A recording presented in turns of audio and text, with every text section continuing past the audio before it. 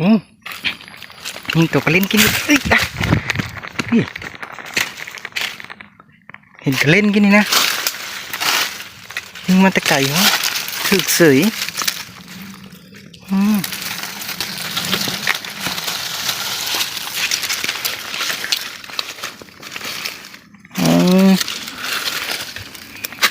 เป็นเล่นอยู่นะกราบทักทายสบายดีเนาะเบิดหมู่ผู้คนวันนี้เราก็อีกมาเลาะยิงนกเลาะยิงนกน้อยเนาะอาวุธพอดีตอนเช้าแดดกำลังเยอะขึ้นแดดกำลังเยอะขึ้นสูงเนาะเอากระสีได้มาทำการหาแบบหาเลาะยิงนกน้อยนะเอาบูว่าสิได้โตบ่เนาะเพราะว่าเขาก็เลาะยิงไปเรื่อยๆได้คือว่ามันนี่ว่า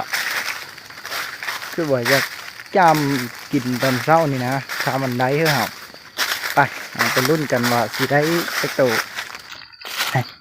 เลาะมาหากันเนาะตะเก่าทุกน้อยเสือได้เลย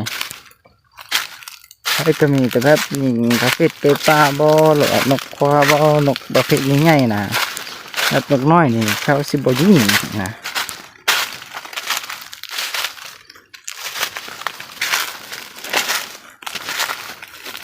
กับสีเลาะไปเบิ้งเหี้ยวตัวมือเห่าหยาบมือหวานนี่เนาะเห่าหยาบเนี่ยมันลั่นช่องล่างมันบ่ถือเหี้ยวไก่ป่าก็สีได้เกี้ยวเลาะไปหยาบมือเหี้ยวเลยนะลองว่าถ้าโชคดีมันนี่ก็คือสิได้ตัวอยู่ถ้าโชคบ่ดีก็ถือบ่ได้เนาะ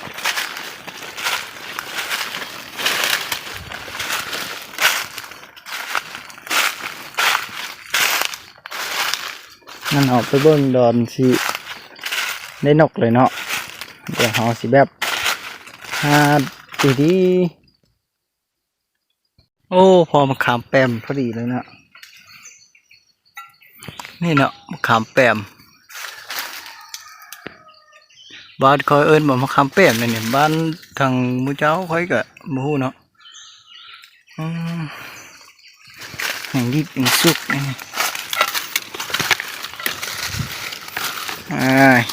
ขอของป่ากินได้เนาะสมนะหมาเนี่ย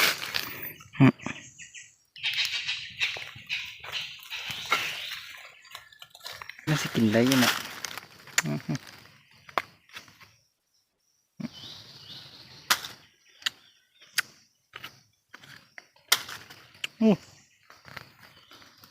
ส้มแห่งลี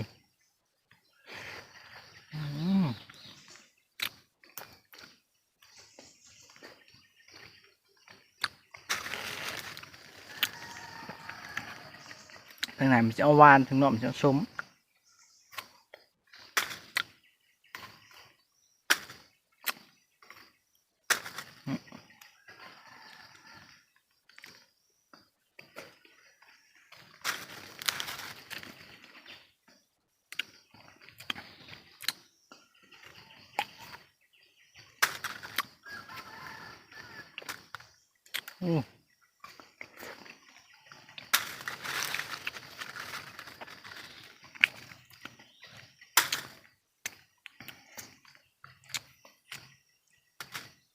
ลองตัวนี้บ้างเนาะตัวนี้บุซุกไปไหน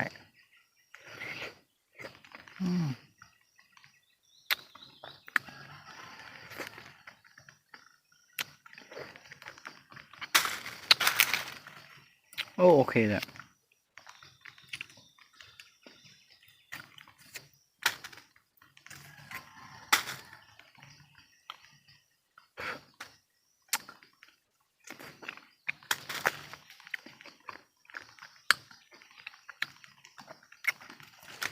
ออกหวานๆชุ่มๆเนาะ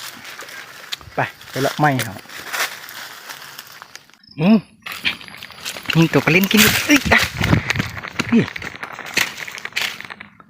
เห็นกระเล่นกินนี่นะยิงมาตะไก่เหรอถ ถึกเสยอืม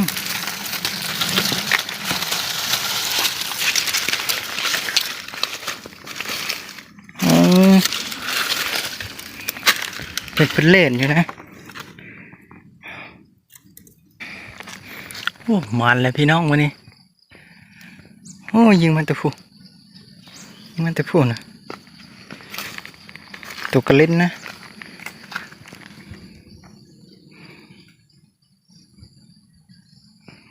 อ๋อยิงเลยนี่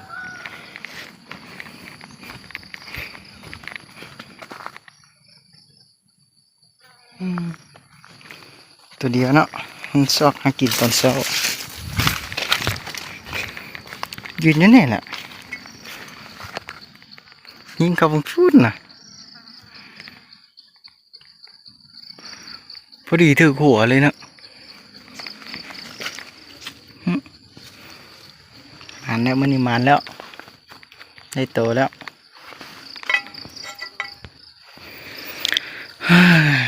ถือหัวนี่กระลิน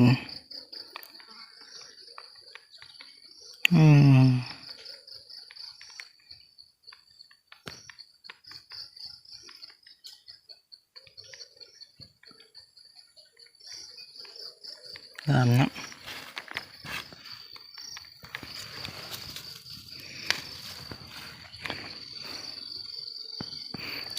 พอดีมาเห็นมากขามแป้มเนาะมาปิดเอาหมักขามแป้มนี่งามแล้วก็ห้องหมักอย่างวะมักเล่นนะโมเมนต์นะ นี่ใบมันนี่ใบเป็นแบบนี้นี่กกมันชอบมาขามแป้มบดถือเอาห้องมักเล่นนะบดถือโมเมนต์มักเล่น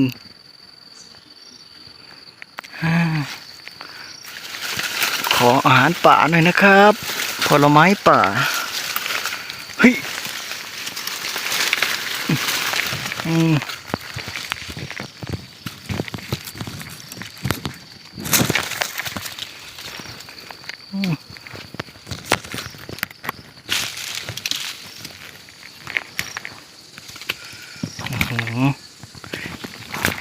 เยอะๆเลยอ่ะ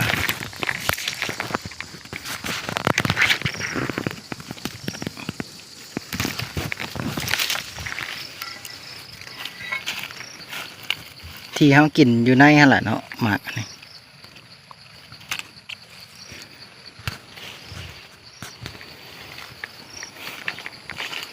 ได้บางไม้พร้อม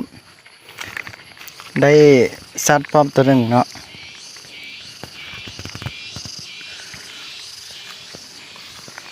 นี่บางไม้ของเขาโอ้เป้าหมายของเขาคือปิ้งนกมานี่เนาะแต่นกบ่ได้โตบ่เห็นอ๋อออกมาแต่ดงนะเนี่ยพอดีข้างย่างออกเลาะยามแห้วเดี๋ยวเข้ายามแห้วเมื่อวานนี้